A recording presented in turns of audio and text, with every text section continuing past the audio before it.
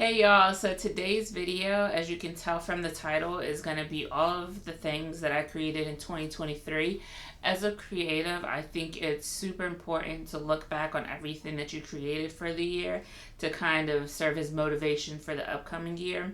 I know this is my first year doing this because in 2023 I actually fell into a depression, I want to say about a third of the year in, around like March, April. And I was really depressed. I couldn't figure out how to get myself out of a hole. I started attending like these business classes and got connected with a life coach who connected me with another creative. And she really served as motivation for me to start creating again. And so after going through like, a quarter of the year without creating, I was really in like a time crunch. And I felt a lot better when I started creating again. So I think it's important to kind of look back on everything that you created for the year.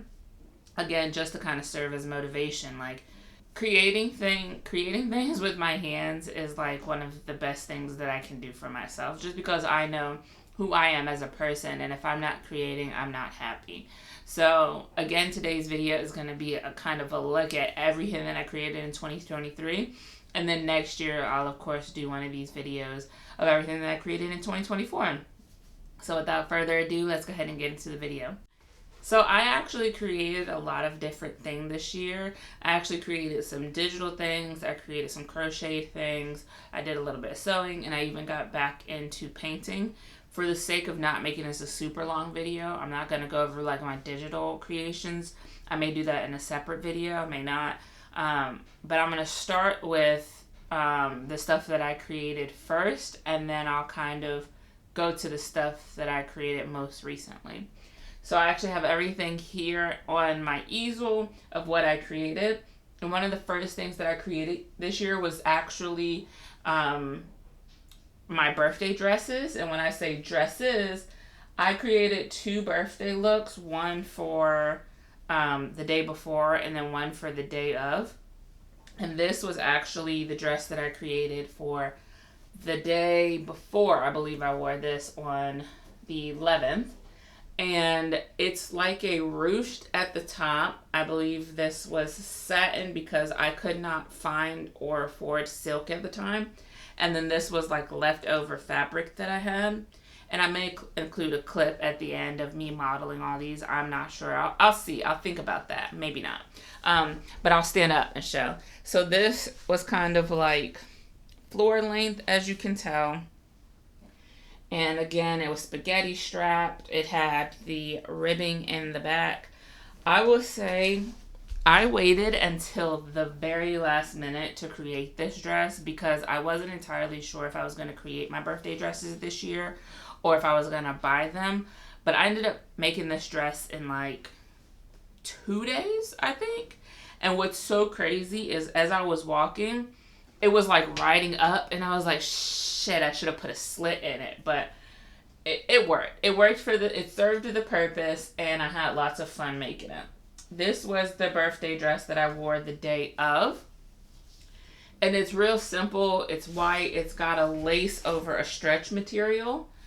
And it had like the actual, these aren't spaghetti straps, whatever these straps are called, but just crew neck, very simple. This one though, I did learn from the other one, and this one has slits, so this one is also floor length, but you can see like, well, I don't even know what that is on it. You can see the lace does not go all the way down. Like the lace stops, or the lining doesn't go all the way down. It kind of stops. I want to say like it was mid-thigh down. So this is all kind of like see-through at the bottom here. And it was floor length. I enjoyed wearing this dress. I will say the method that I used to create it could have been a little bit better, because what I ended up doing was I ended up sewing the mesh, or the lace rather, on top of the stretchy material, and then I ended up sewing the two layers together when I really probably should have went the other route and did, the dress in the style of the jersey material, and then did the lace over it and sewed it together that way. But that was a lesson learned. It had been, like I said, a really long time since I had done any creating, so I definitely had to kind of like get back into the groove of learning the best way to do things. I then created these sweaters, and I crocheted these sweaters.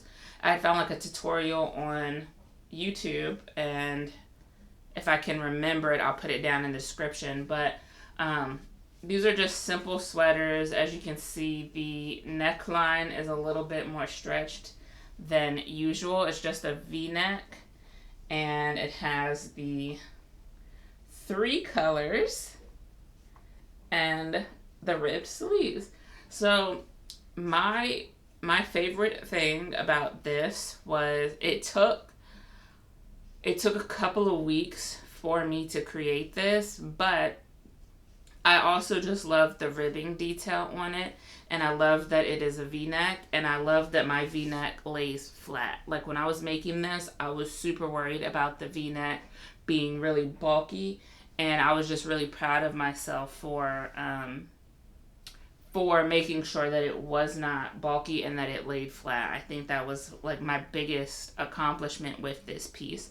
And also just having the seams look as nice as they do. If I could change one thing about this project, I do think the side seams could have been done a little bit better. But unless you're looking super close, you can't really tell.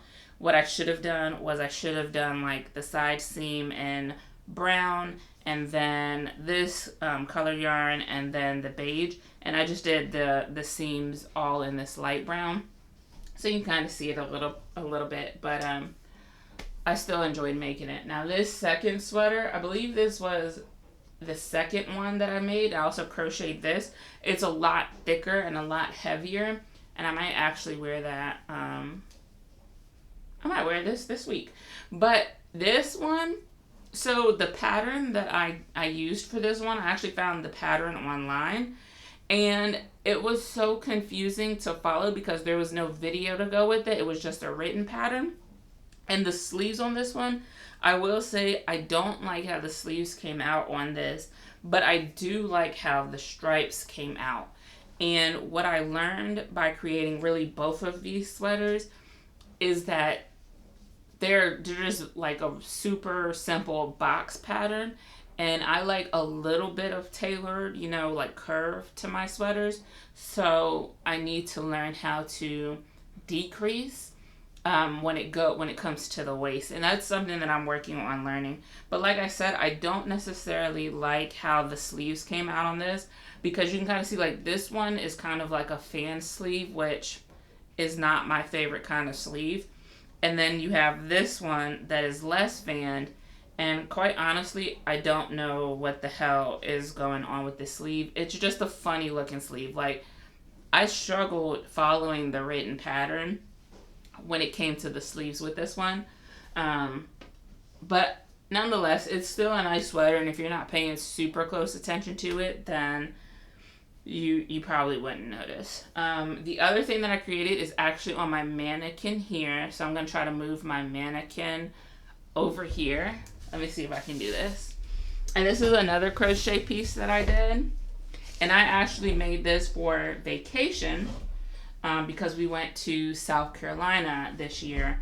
And I followed a tutorial on this on YouTube, but I also changed it a little bit from the tutorial that I was following.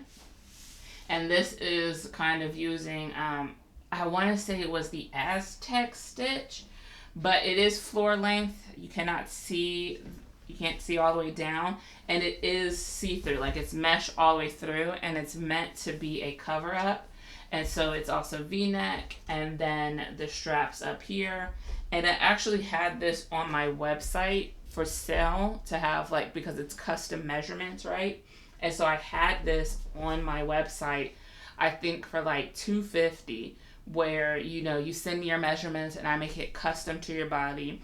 But I took it down because my website is currently under construction, but also I think for $250 I was definitely selling myself short, especially because like I said, you can't see it. I'll try to like lift my mannequin up, but this dress goes all the way down to the ground. Like if I can just lift it all the way up, this dress, like it literally is floor length, and there's a seam in the back, so that's like a nice little detail. And I also had, oh here it is, I also had crocheted, I have it balled up now, but this was like a tie to go in the back to kind of like cinch in. So like when I was wearing it, I would put this tie through here and I would cinch it, and then it would accentuate my curves. When I do relaunch my website, I probably will put this back up here, but it won't be for $250. So if you didn't get it, which nobody did, nobody ended up buying it, it will, like I said, it will not be for $250 because I think that that's just, I'm shortchanging myself. This dress should be, for the amount of time that it took, because this took the longest, it took like a month, 4 to 6 weeks. And so I don't think I would sell it for any less than $450, to be quite honest. But we'll see when I relaunch my website. The next thing that I did this year was actually get back into watercolor painting. So I had not done watercolor painting since like high school maybe, and I'm also like trying to get back into clay, but that's a different story. So I hadn't done watercolor painting since high school, but I do remember really enjoying it.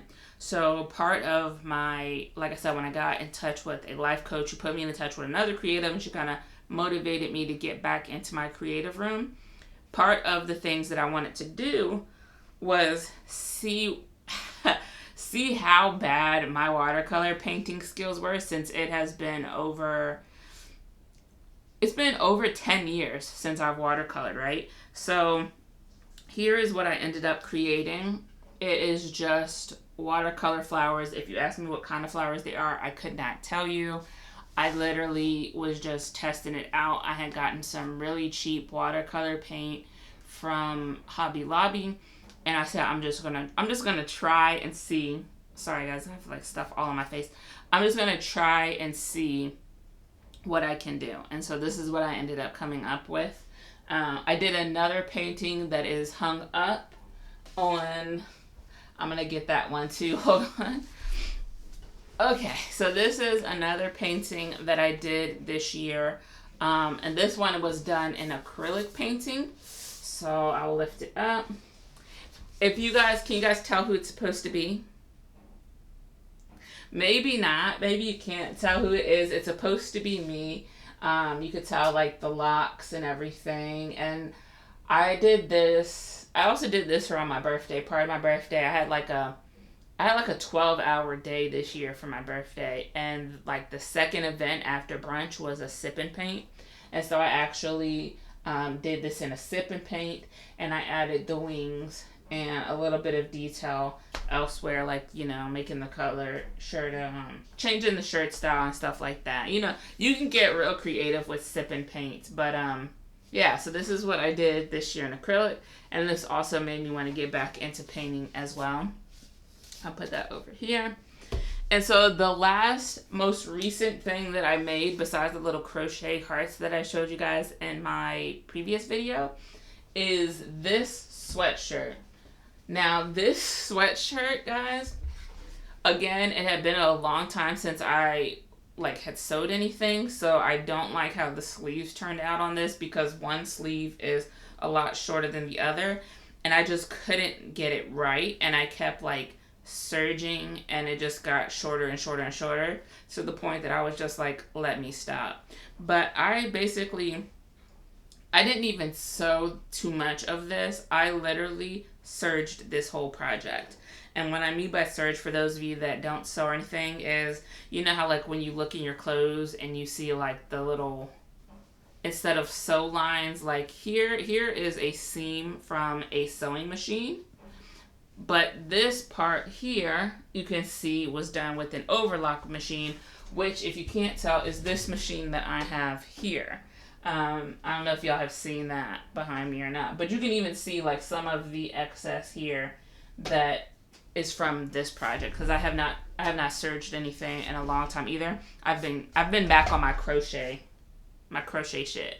So yes, but I made this. I bought this fabric a long time ago, and I was initially gonna make leggings for it, but then I decided to make a sweatshirt for it, because I was like, it's getting colder. When I go see my boyfriend, he's in a place where it's very, very cold, and they don't allow hoodies or anything like that. So I wanted a sweatshirt to be able to go visit him, and this is what I came up with. I will say also, I feel like I could have done a little bit better with the neck area, but that's, in due time. And the fleece is a nice little touch that I did, because I was like, I need this to be like, I could go to the tundra in this. You know what I'm saying? Like, I was like, I need to be so warm that I don't even know that it's 30 degrees in here. You know what I'm saying? Like, so I created this. It's got the bottom ribbing, and I really like it. I like how it came out. There's only few little details that I would change if I were to do this again, but it was so expensive. Like, the fleece is so expensive, and it's not even like animal fleece, right? So it's like faux fleece, which may be why it was so expensive. I don't know, but nonetheless, like I said, I did not include my digital work, and I didn't really include my photography work. I did a little bit of photography this year, especially for like Thanksgiving. I did, my family's holiday pictures. I'll be doing holiday pictures that was for my dad's side of the family that I did holiday pictures. And then on Christmas Day, I'll be doing holiday pictures for my mom's side of the family. So those won't necessarily be included in the video, or I might include them in my next video. So that is it. I just wanted to show you guys my creations again, to kind of serve as some motivation for other creatives, keep you all motivated for next year, and also just keep a log of all the stuff that I did, because when you go through things, you sometimes think like, oh, I haven't created anything in years, and then you have to pull yourself out of whatever depression or funk, that you're in. And when you can sit back and look at everything that you created, I mean, even just in the short video that I did, it's with at least 5 pieces, and so it kind of makes me smile just knowing that I did do something with my hands this year. So that's all, guys. Until next time, you all have a wonderful holiday. Happy New Year if the next video doesn't get out until New Year's. Yeah, I'll see you guys next video. Bye-bye.